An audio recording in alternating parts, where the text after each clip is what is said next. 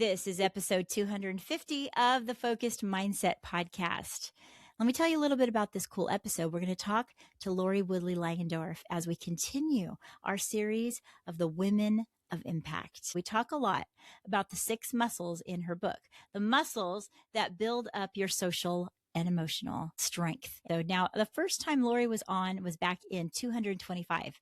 You can hop back and check that out if you want to hear a little bit about allitakes.org, the organization that she has founded. I hope you enjoy this episode with Lori Woodley-Langendorff. Let's go. Hello, welcome to the podcast. And today I have a very special guest. I have Lori Woodley-Langendorff, and she is the author of SEL Muscle Mastery.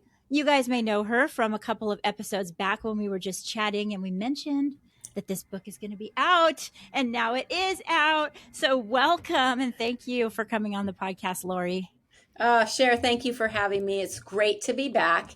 And it's great to see the book in your hands like that. You know, before it was coming and it's always seems so mysterious. And then suddenly there's a book and it's just really exciting.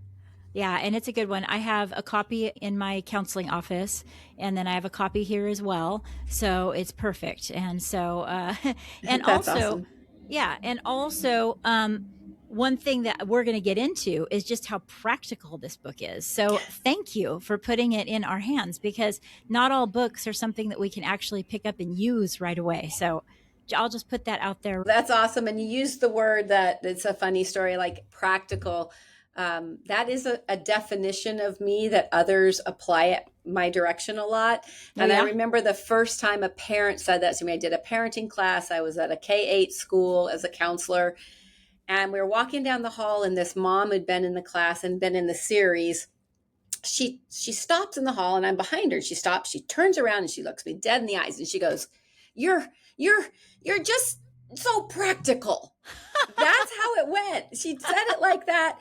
And I honestly, at the moment, I was like, that's not sexy. Practical? Like, am I? That's like, well, I was just like, is that fun? Is that intriguing? Is that sexy? Is that appealing? Like practical?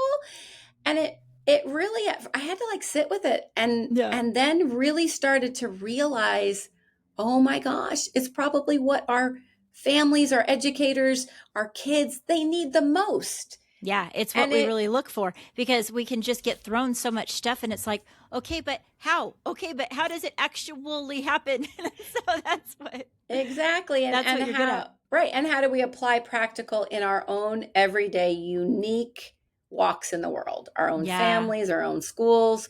A school as a large collective, a classroom, a library, like a playground. Like, how do we take these skills and apply them in our own world? And that, I think, the book does well. And that's what I get feedback on. And so thank you for naming practical. Actually, it went from kind of like, wow, to wow, I'm proud of that. Yeah, heck yeah, I'm practical. Yeah, exactly. It's true. But and that's the way I meant it, believe me, because I want to be able to pick something up and just be like, I can use this right away. Honestly, like even just in your journey of putting the book out, a lot has happened since the last time we talked. I think you were about, I think 4 or 5 months away from the book being published. Probably what, like maybe 9 months ago or something. It's been the whole time of someone being pregnant. You were having your baby. You're having your book baby. Exactly. That birth to book. Right. Exactly. The babies came, 34 years ago, but the birth to book, it took a while. It might be just as hard. Long gestation. But through that time, I was watching and getting to know you. I just knew that with the series that I'm doing, the Women of Influence, and I feel like I'm pulling out some women that have made an influence in my life, but also that are just kicking butt, making their own influence in the world. And I feel like it was a really cool thing for me to witness you just still writing it and training about it, and then actually putting it out and signing the book and going to your launch party, which was absolutely so fun and exciting. And how has this journey been for you? Like, explain to us like a little bit about this whole journey of writing a book and putting it out? Well, it is a bit like birthing, right? Like there's different kind of stretch marks, right? Like the stretch into the unknown. Um, the journey of writing really started a long time ago because I write a lot of curriculum. I put a lot of curriculum out. We do a lot of trainings. I write almost all of that.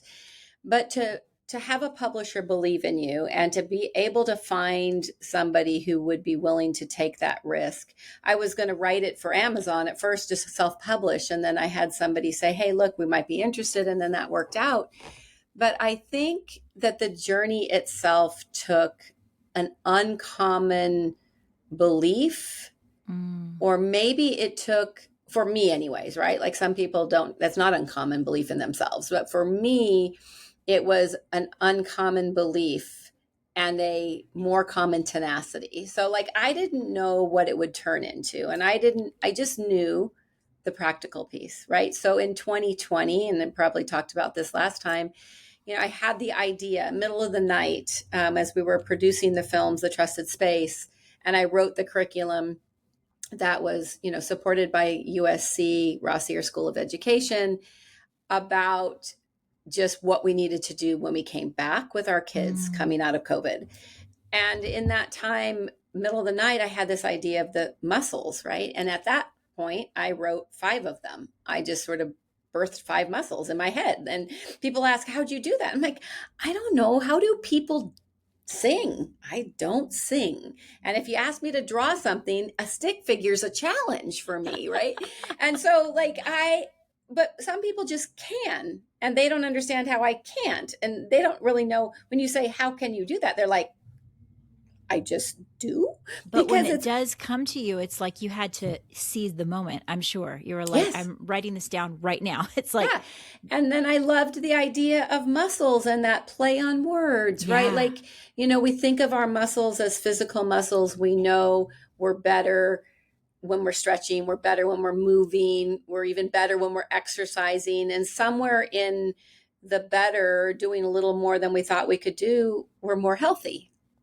Right. And I think of these muscles, they're SEL muscles, but they're life skill muscles. They're things that help us have the relationships that make us feel good and valued. And they're, job entry skills that help us feel capable and let others know that we are capable and that we deserve and earned this job. Or they're the skills that help us get through conflict or, an emotional breakdown, which life's hard. Yeah. Social, so we need emotional learning. Or literacy. Right? I like to call it literacy. Personally. That's why I wasn't sure about the L sometimes. Yeah. So that's what the SEL, and most of the people listening to this podcast are familiar with the SEL lessons. I know a lot of districts have said, we're going to do SEL lessons every morning. And it started to kind of get on my nerves because I'm like, just throwing out these lessons with a bunch of slides is really not going to be the thing that makes the difference. And so I was really, I love the way that you approached this whole muscle situation because you're not just like putting out a bunch of SEL lessons that may or may not land with whatever group they're planning on putting it out. It really is a practical guide for, like you said, the soft skills that we need for life. And so tell us a little bit about that. Tell us about the things you love about the book. Oh, well, what I love about the book is 1, it's approachable, and 2, people are finding value in it. I'm going to just say that those are my 2 favorite things. Because if I spend time doing something that just sort of lands flat for people, then I'm not doing what my calling is, right? Like I want to make an impact and a difference. I also love that the book offers permission to try, fail, get up, and go again. Yeah. Like not just permission, but like an openness to it. Like almost an expectation. Yeah. And that we're never going to be, a rock star, a rocket scientist, Mr. or Mrs. Olympian. We're never going to be those people right out the bat. And most of us never want to be those people, but some of us do.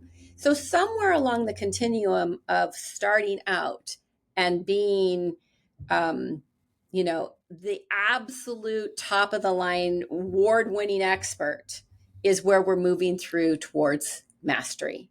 Yeah. And I think that it's important for us to not give up. And I think a lot of times we're very unforgiving of ourselves, especially professionals in the helping industry, where we're so forgiving of others and we're teaching them to be forgiving, but then we're really hard on ourselves. That's true.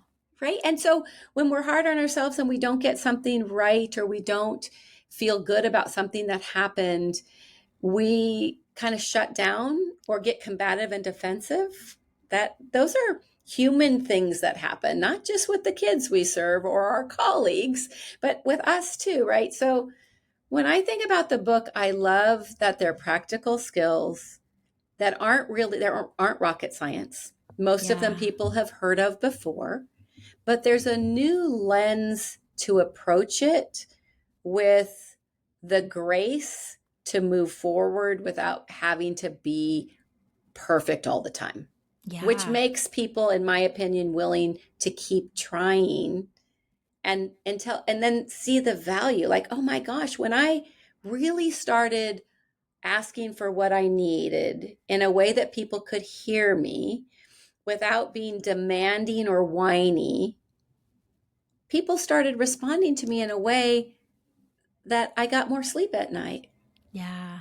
Or I got some help in my office on that kid or that family that I really was struggling with.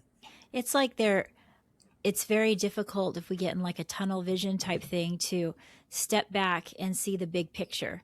And I think for us to be able to have permission to try and fail, then within that process, we're able to be like, oh, there's a new way of doing it. Oh, I can approach this differently. And just accepting some of those human things about us. It reminds me of the Q-tip part of your book. Tell us a little bit about that. Yeah, Q-tip is quit taking it personally. And people laugh when they hear it. Just hearing the words, they're like, oh yeah, that. And if I ask, how many of you take things personally, maybe even in the last hour, like so many hands go up because it's such a common thing. And it really does disrupt our ability to navigate a challenging situation well. Mm-hmm. Because as soon as we feel threatened, we become defensive, right? And defense looks like, again, combativeness or shutdown, isolation, poutiness. Like there's a lot of different ways. I call it adult temper tantruming. Yes, right. Like there's a lot of different ways we do that. But when we take something personal, it's the first place, it's muscle one on purpose. Because it's the first place where if we could just take a breath and really reframe it as, okay, I feel bad in this feels personal, but that doesn't identify it as personal, like it's different. And so I think when we can step back and be like, okay, there's something going on here with that person that I don't understand.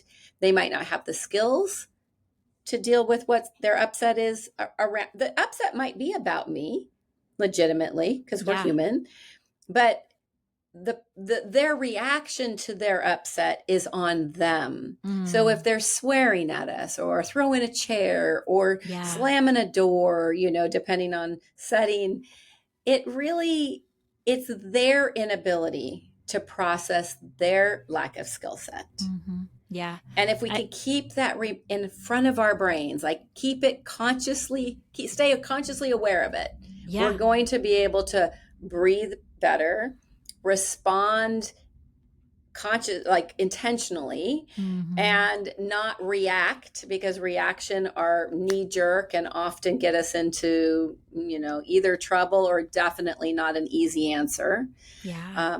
So that's what I think Q-tip does. And I think people who are practicing it and sharing with me like, oh, I fell down, I took that personally. But the last 3 times before that, I felt something personal and I applied Q-tip and it went much better. Well, the first step is the awareness, is that, oh, the reason I'm reacting in such a way or refusing to move on with a lesson or refusing to go back and have the conversation or whatever these things that look like is just a righteous anger type thing. There's a recognition of, wait a minute, I just took that personally. Yes. And, that's what that does, is it kind of snaps you out of it if you keep it on your forefront of your mind. Mm-hmm. And as a school counselor, I will say that there are a lot of teachers that struggle with taking kids' behavior personally, Yep. and they do fall into feeling like it's a personal thing against them if the kid is reacting in a certain type of way. Even to the point of, I remember remembering a conversation I had not too long in the past with a teacher about a substitute. There was the way their kids were behaving to a substitute, she was taking personally. And I'm Yeah. just like, so now we're like, you weren't even in the room. You're not the substitute. You don't know the capabilities of that substitute. And she's about to Mm-hmm. march in and just wail all over her kids, I'm sure, because they'd misbehaved and it looks bad on her. And she's Yes. the one, and it's like on so many different nuances, our human behavior can just boom, just triggered. And then later on, when you look back on it, you're like, why did I take that personally at Mm-hmm. all? Why did I take ownership of it at all? And then how can I react differently when I feel that pull of wanting to just, Yeah. freak out? Right. And with the right skill set. So without taking it personal, walking and feeling, wow, like that was hard for that substitute. I rather like muscle 5 is curiosity, right? So instead of Mm-hmm. taking it personal, like you recognize that. So you take a few deep breaths and like, I'm not going to go in and blast this class. I'm Mm-hmm. going to go in with curiosity and be like, Yes. wow, some days we together as a class have hard days, but it sounds like yesterday was really hard. And it was really hard on the sub. What was happening for you? Mm-hmm. I mean, sometimes when kids are just kind of out of control and they don't really even know why, I can't name it, and it's just sort of like Lord of the Flies, 1 started, 2 started, it's a substitute. Clearly there was maybe a weakness there in ability to navigate the disruptive classroom. So of course they just take advantage of that. They And it do. becomes, right, they do. And so it becomes like this snowball downhill. And then it is a really bad class session for a substitute or for even Mm-hmm. for a lot of the kids probably who weren't participating. But if you can go in with like, I know we can do better than this. What would it take to do that? Or Yeah. there's so many ways to approach it where those who were part of it would feel their own internal, not shame's not good, Mm-hmm. but awareness of Mm-hmm. impact. Yeah, awareness of impact. I like that. I was going to say ownership, but awareness of impact comes before that, which I Yeah. really like, because it's like once they're aware of the impact of saying, my gosh, a lot must have happened in that class yesterday to be able to get a letter like this. And I'd really like to understand what happened Mm-hmm. yesterday. And for them to have to then have that awareness, I think that a lot of students respond to that because then we give them the ability to, you know, to basically have the even the opportunity to take ownership of it, because I can just see a lot of people, because maybe they took it personally and then their curiosity went out the window and every other and every other muscle in that matter, and then there's no opportunity for growth. And Right. that's really what, we're not trying to be doomsday, but that's really what sometimes we see. And it's like we have an opportunity for growth here if we handle things differently, right? Yeah, and growth means a better class.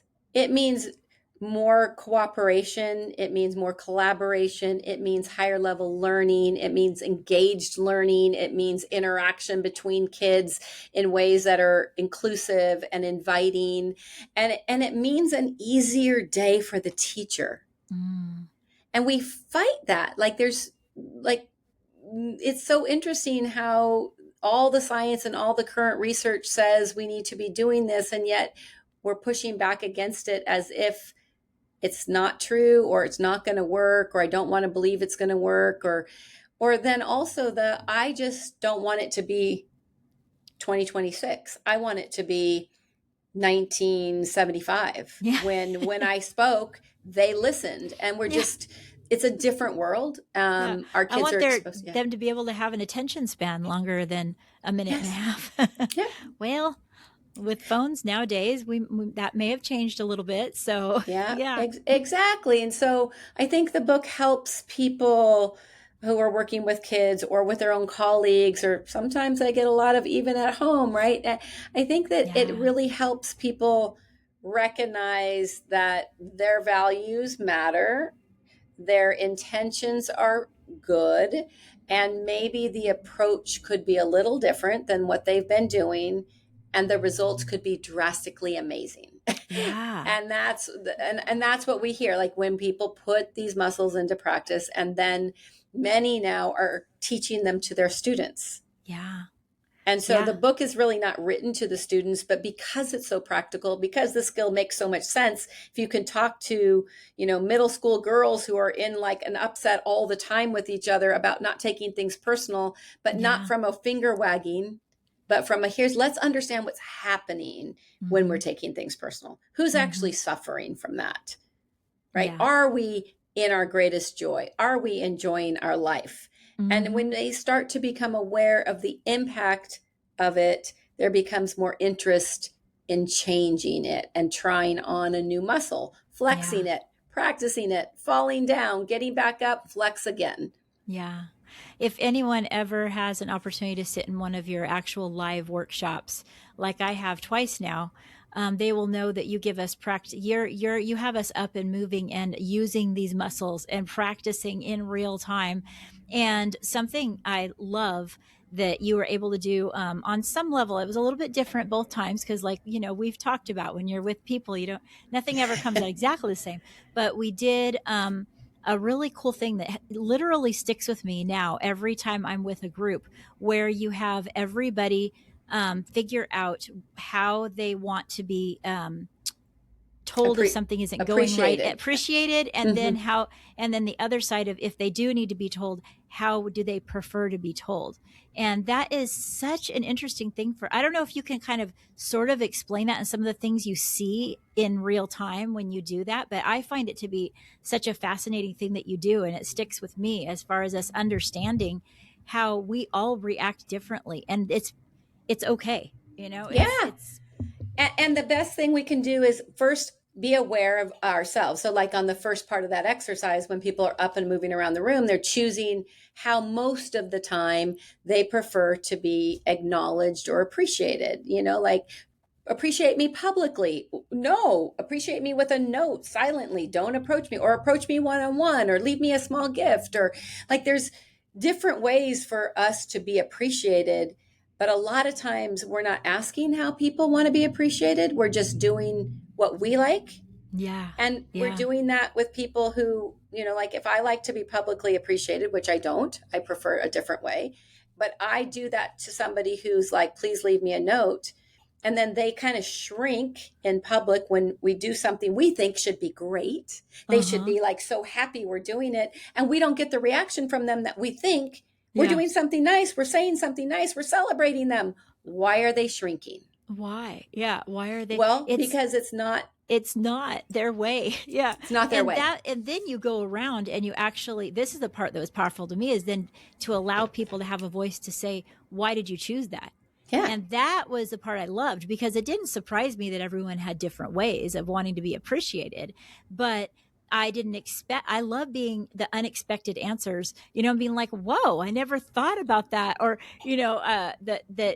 why would you want to be appreciated in this type of way? And that's also part of the curiosity, that we're not Yep. taking the step to understand of, like, not only do you have a different way of looking at things, but you have a reason for that, Yes. Yeah. And then it also brings in muscle 3, which is ask versus tell, which is not how to ask a question of people. It's more like, instead of me, myself being in a frame or a mindset of complaining about everything that's wrong, I'm actually going to identify what I need to feel better in a situation and then ask for it, voice it. Yeah. And so when you're moving around the room and people are starting to see their colleagues, or if teachers who do this with their students, they Yeah. start to see, oh, you like that better. And I would have thought you were going to be over there, but you're really over there. Oh, I've just Mm-hmm. learned something about you. And now I can approach you differently. And maybe some of the things that used to rub each other wrong would just be solved simply in understanding a little bit more about somebody's preference. Yeah. And then when we flip it, share, as you've seen, it's like, how do you prefer to be approached when you need that human feedback that says, oops, yeah, this wasn't and it's funny great. because whenever you go through that, everyone's kind of like, we don't Yeah. like that part. Yeah, and I'm like, yeah, you're human, so we get it wrong sometimes. And sometimes our partners or our bosses or our colleagues or sometimes our teenagers really do have some feedback that we should listen to. But how are we most set up to hear them in a way that doesn't become defensive because we take it personal? Mm-hmm. And so they move around the room then. And then the one like big thing that we do, and you've seen, like, then we apply it to kids in a room. Because when you ask people how they want to be approached when they need constructive criticism or feedback, 100% of the time, at least 80% of the room goes to approach me personally one-on-one. That's true. People, right? Yeah. And so then when you bring this up, especially with educators, like, well, what would your students say? Well, they'd be over here too. And then they start, this light bulb starts to go on and they're like, uh-oh, some of them start to understand where I'm going next. And the light bulb, and I'm like, okay, but if you ask them how they're actually receiving criticism, they all point over to publicly. Oh, yeah. And that is like a big aha that huge. I don't have to tell. They get there all by themselves. And which how is are where we doing this for real? Yeah. Yep. And then when they get there on their own, they have much more interest in changing their behavior towards students or other people because they can feel it in their bones rather than just having some, colleague or expert or somebody else say, don't do that. Just like the kids, we're like, don't do that. They're like, okay. And they go and do it again. For sure. And partly because if you've just embarrassed them, they're so worried about the fact that they're embarrassed, and even more so than we ever would be when it comes to the social world of students, that they never even get the point. Yes. And so, and those are some of the things that and even when you said that, I had forgotten until you said that is such an aha moment in your workshop. But it should be an aha moment for all of us to say, what is our preferred method of being told this needs to be tightened up? And then are we giving that same grace to other people?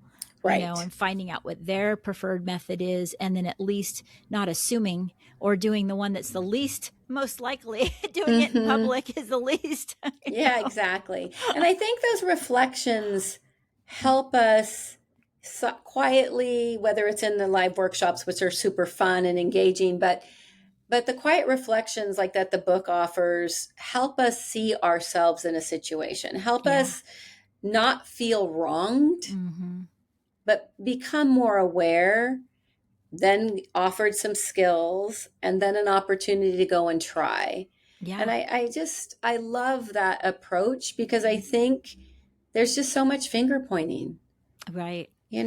Kids get finger pointed at, but so do adults, and we do it worst at ourselves.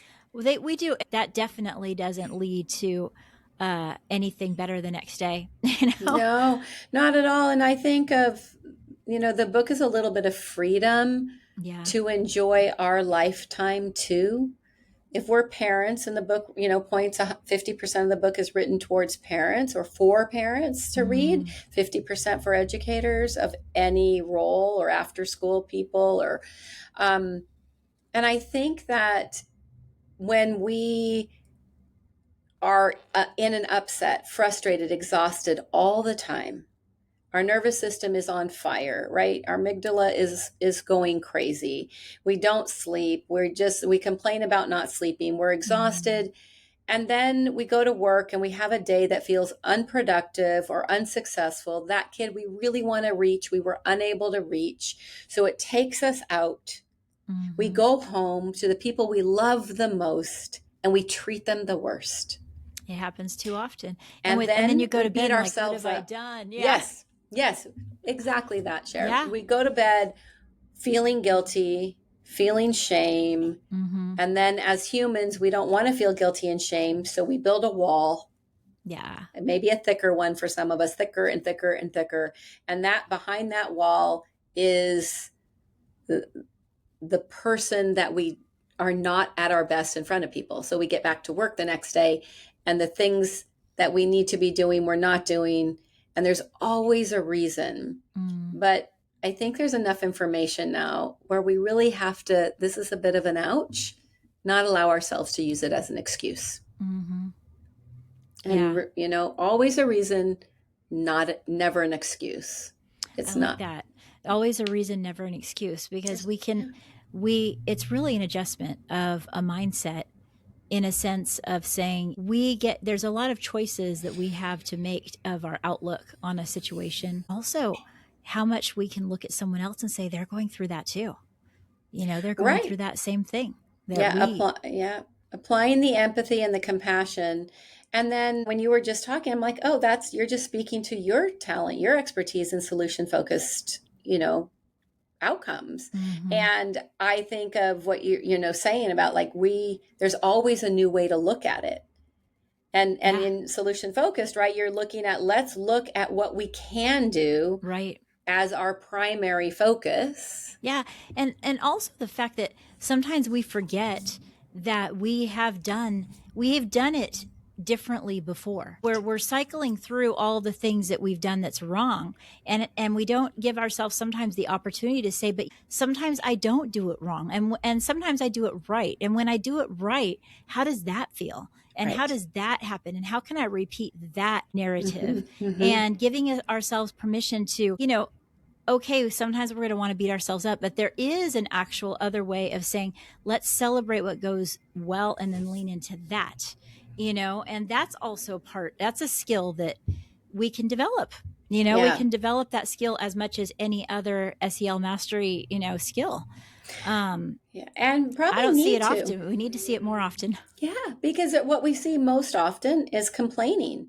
Everything with that student, that parent, that colleague, those lacking resources, that admin, that policy, like we're always looking out there at what's wrong. And there's reasons, because things are not easy and kids are, you know, often falling apart right now, you know, and sometimes completely scary for us, for people in the classroom. Like some of the behaviors are intimidating. They're not good. They're not okay. You've got to figure it out. And it's not just going away tomorrow. And you know, this type of stuff. Yeah. So I love that, because you just said it's not going away tomorrow. So how do we manage our own well-being, our own joy and happiness for the lifetime we're living right now, in the midst of either slow change, fast change, whatever it is, it's not tomorrow. Yeah. So between now and whenever the change happens, how do we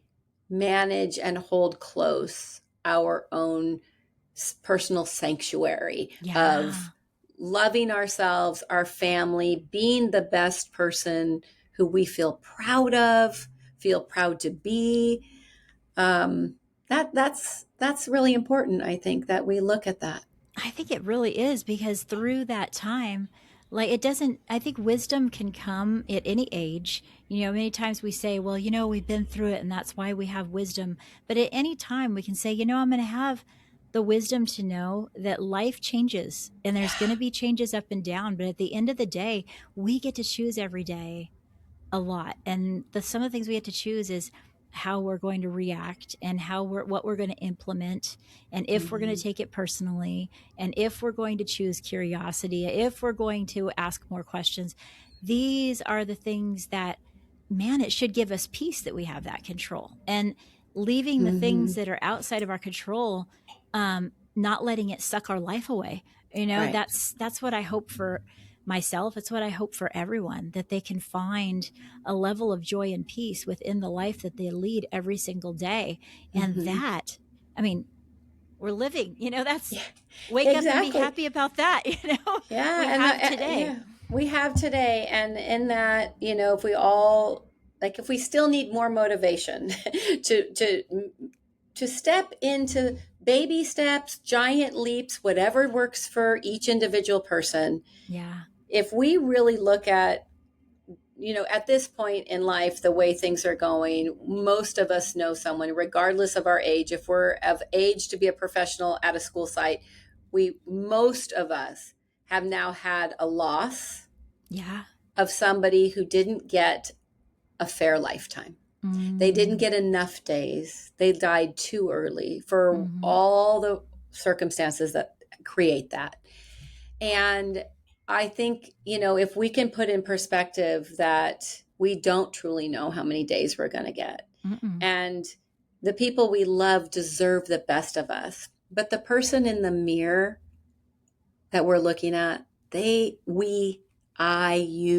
deserve the best of us. Yes. Oh my And gosh, so true. right. And that. it doesn't have to be so cumbersome where there's like, I hear people say, well, I can't take care of me because I'm taking care of them. And in some ways, like, like it's bitter. There's resentment in it, even though it's like, well, I'm a server, I'm a saver, I'm a helper, but I resent that I'm doing that. And so we're not really being an authentic server or person in service too. And so I think so much of what goes wrong is that we as adults are asking young people and our colleagues all the time to be aware of what they're doing and saying. Yeah. But when it comes to looking at ourselves and the impact of what we're thinking, saying, our moods, if we're not willing to do that, then I think it's a very hard thing in today's world, especially with our kids, to say you ought to, but I don't have to. Right. Right. And more often than not, if they don't say it out loud, they're calling you out inside their head, being like, okay, so let's not be hypocritical here. If you're going to ask me to forgive, then we also need to be willing to forgive. Yeah. And or let it roll off your shoulders. Don't take everything so personal. The adults in the room were telling kids all the time, don't take everything so personal on the playground. And then something happens and we instantly go to taking something personal. And then, it's not that we want to do that in order that they don't call us out. We want to do it because that's authentic. That's the most authentic way to live. And I think that's what you encompassed in the book. I mean, really, I want more people to know that when they get the book, it's not just going to be a list of muscles. It's going to be a different framework of how to look at their life, which I think is really amazing. And I thank you so much for doing that. Now, I'm just thinking, I want to talk to you about some other things, but first let's just pause and have you tell us where we can get the book and all that good stuff. Oh, thank you. So the book is SEL Muscle Mastery. That's the short version. And you can find it on Amazon, but all under my name or SEL Muscle Mastery. And also selmuscles.com. That's my website. And from there, you can get to Corwin, which is the publisher. You can get to Amazon, Barnes and Noble. Some people not quite sure where they want to go. So if you just come to selmuscles.com, you can get to your choice. Where do you want to go purchase? Yes. It looks like this. You got to the right book. Yeah. It's very appealing, inside. It's easy to read. Yeah. I mean, I love the colors. I mean, I just flip to any page and it's very colorful and very inviting. Yeah. So yeah. I think educators like what kids like. Color, interesting things. Yeah. Yeah. We want to be entertained. Yeah, exactly. Yeah. Yeah. But I mean, okay, so we know that. I am wondering, and I mean, this is just off the cuff. Are you thinking about maybe doing Audible and having it on Audible at some point? So I really do want to. I have a friend who does voice. Yeah, I really want to. You should read it. Yourself. That's what I want to do. Yes. I do want to read it. Yeah, I think it would be fun to do. It's the pursuit of that I haven't done yet, but I hope so. I do think it's a fun one to listen to in the car. And if you're having I have a city council member who has my book on his credenza, and he pulls out, especially in these days as a city council member, the don't take it personal lesson. And so I think of it as if I knew I was going into a contentious meeting, what is my trigger? What do I need to, I'm going to just listen to that quick chapter really quick, right? Because it can be, I don't need those 5 other tools, but right now I need to really pay attention to how to be curious about somebody I'm furious with. I know. I am the guilty one of that. I usually get the book on Audible first, And then if I love it on Audible, I'll buy the actual book. And so, Oh, because I know that I want to mark it up and underline it and find where everything is in the book. So yes. my Audible's definitely like, I have the subscription and I'm just like, okay, what's the next book I'm going to listen to on the way to work this week, you know? Yeah, well, that was great. Like I talked about it with like a audiobook publisher Yeah. back in August, and just was so busy with the book launch. Right. But I do want to relaunch again, like towards the end of this semester. Oh my gosh, Like that'd be so maybe cool. March, soft relaunch, April, and then going in so people have summer reading to go back into the next school year feeling just more hopeful and more capable of Yeah. handling whatever comes at them. Mm-hmm. And this is going to be one that keeps coming up. I mean, when people are listening to this podcast in the future, I'm sure that it'll be one of those where as school districts find it, they'll want it for, everyone in their organization. So they're all on the same page and they're using the same language. I look at it as that type of book. But something Mm-hmm. else happened that I don't want to ignore, and that is that you got a super duper cool award, Miss Woman of Influence. What was the award that I you got did. recently from Oh, California? thank you for bringing that up. From CAS, the California Association of School Counselors, I got their 2026 Counselor Advocate of the Year award. So cool. I I was so honored to be able to be there when you were actually given the award and seeing you walk across the stage, and I was just like, so deserving, so great. I Oh, loved it. thank you. I mean, I don't work, Cher, now, as you know, in schools as a counselor, but I still have my PPS. I will continue to renew it till I'm not here anymore because, counselors are my people. And the film series that we've done and the heartbeat video, like I've done a lot with CASC. But as a school counselor, what I call a leader, like even when I was in school counseling on a school site, which I was for 28 years, I didn't see myself early on as being a leader. I saw myself as being Mm, very effective with kids. That's what I do. I could hold a parent meeting. That's what I do. But at some point, there were some challenges in our profession that mm, concerned me greatly. And I saw as like a fight to go backwards, and not elevate the profession that we are. And I just was like, no, like that's not okay. So I started to become, both in my school district and then with CASC and the state level, I became a champion. And actually, Sharon, maybe this, women of influence, like this is not what I saw myself as. wow. Yeah. Right. I didn't see myself. I'm an introvert by nature. You see me Mm-hmm. on stage of a couple thousand people and you don't know that. People are like, no, you're not. But I think that no matter whether we're an extrovert or an introvert, no matter who we are, when we find our passion and something that matters so deeply to us, and then we find a way forward to speak about it, that we have to pull on skills that we didn't know we had. And in our profession, we're always telling kids there's more in there than you know. I believe in you more than you can see right now. And I know you can get there. Let's explore that together, right? Like we're always that champion. But I feel really lucky, and I don't really know what it was, because I'll tell you, I could not see myself on that stage 30 years Mm. ago. It just, if somebody told me that would happen, I'd be like, what are you talking about? You're like, Somebody huh? told me I'd be Yeah. doing national keynotes. What are you talking about? Right. I could not have seen it. So I think that, even in our roles, like we always can be something bigger than we believe we can be. Mm. Oh, that's huge. Yeah. So that's what Yeah. CAST did for me. They recognized that passion, the fight that I've had all the way back to school counseling days. They recognized that, and then, honored me with this award that will forever be one of the greatest moments of my life. It really will. It's so special.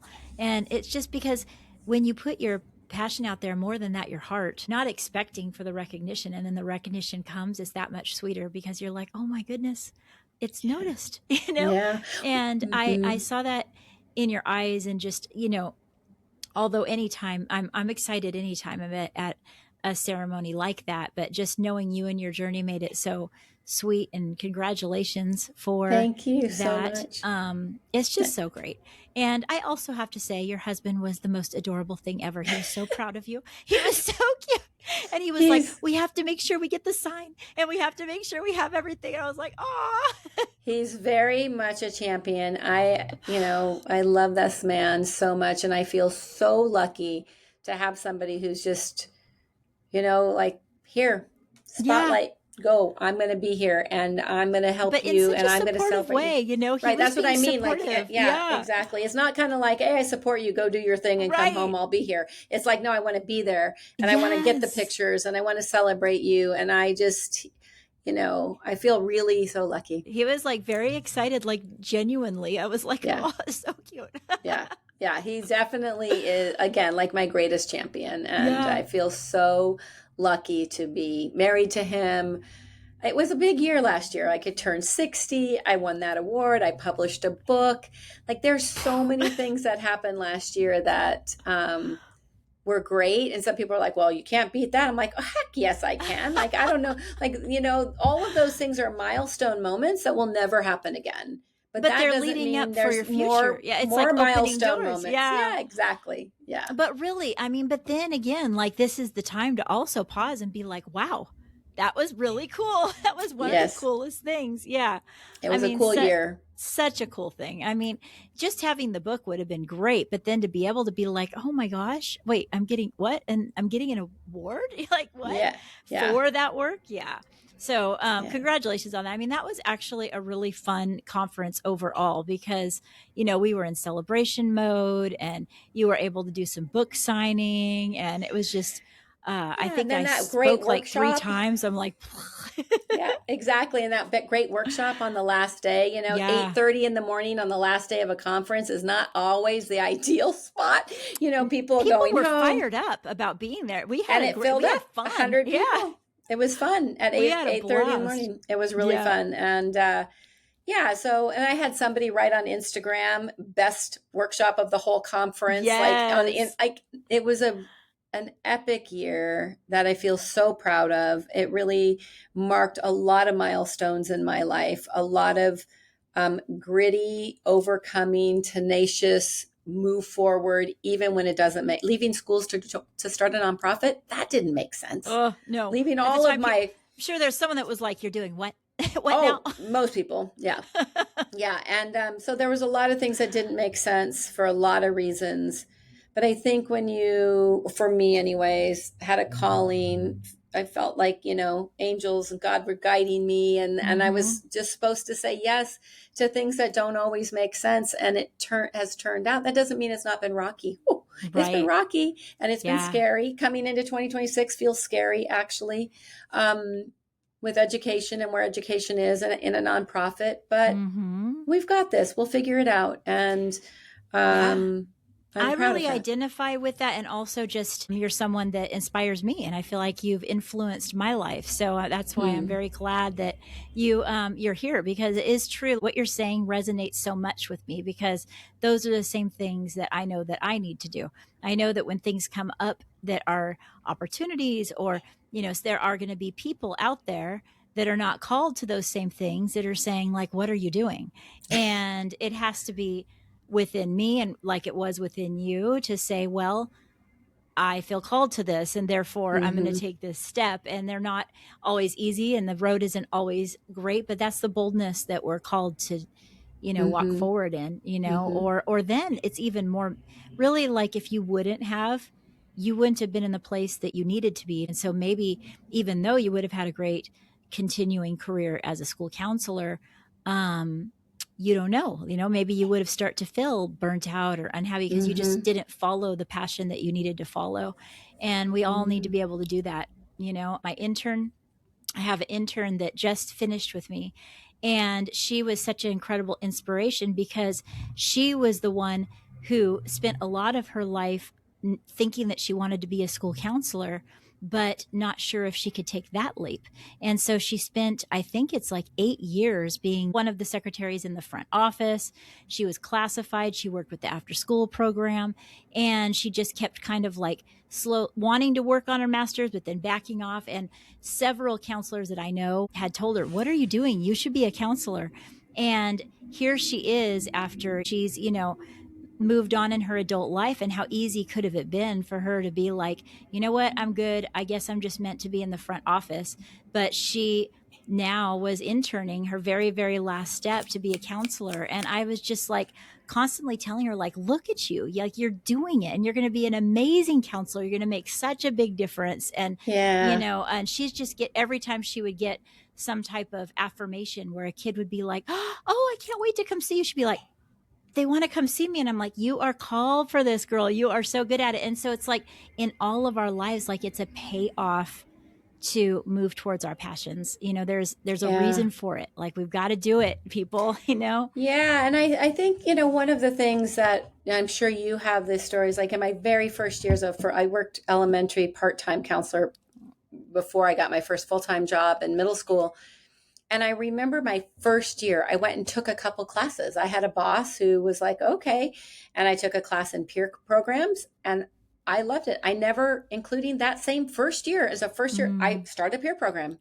And I'm like, I can actually train kids in things I learned in my master's. Why are we not training kids in that? Right. I was so shocked that we could do that. Like, and not only just help kids see it for themselves, but train them so they could be influential with others, their peers. Yeah. Mm-hmm. And then I did that. And then I did experiential work and I took kids away for a weekend. So my entire career right now, over the decades as a school counselor on campuses, literally is an outcropping of that very first full-time year. Wow. And the things I learned, I still do. I still train, and I've just moved them forward. And the other thing I think for counselors who just sometimes, that my wheelhouse is building those leadership skills, like that internal leadership skill in counselors, because we're so careful about serving others. We don't often like take that ownership ourselves. And I just really want to say that, I changed jobs 3 times for different, reasons. And when I would go and interview, it's mostly because we moved. And I would go and interview and I would say, this is what I'm doing. This is what I'm good at. And I was so compelling. Like I remember one interview for my job I had for the last 16 years. The whole panel was just like, whoa, like they're not used to counselors saying so much of like, this is what I do. And this is what I'm good at. Right. And this is why I think what I do matters to kids and why it's different. And, and the funny thing is my bosses were always happy with it. Yeah. Sometimes my colleagues, my peers were not. Because it was different a little bit. It was out of my own box and it was a bit out of the typical counselor box, but it was never a surprise to anybody. I was really clear. And that's what I hope that every counselor finds, that drive. And, I agree. And happy to be there helping you along the way, supporting you, because your magic matters. And that's a good way of putting it. Your magic matters. No one can do it the way that you were meant to do it. Like someone else could fill the shoes, but they won't fill it the way you do. Right. So yeah, exactly. Well, it's time for us to wrap up. I have just loved talking with you. Thank you so much for coming on this show, and Thank also you. for just what you do. And I know we'll continue to be in touch, and who knows, maybe in another year or so, we'll have a whole nother reason to get together on the podcast. Absolutely. I look forward to an invite anytime, and I look forward to crossing paths and working together. And I just really appreciate you having me on and share what you're doing with your podcast in support of counselors and anybody in a profession similar. Is game changing, and you're changing the lives and the path and the journey for more joy, more success, and more impact. And I really respect you and appreciate and learn from you. You are a mentor to me as well. Oh, thank you. And that's why You guys, big surprise. We're going to be doing more stuff together in the future. So look for it, look for it because we're planning. Yeah, for sure. All right. Well, thank you so much. And it's time for us to say goodbye, Tear. But until next time, live solution focused.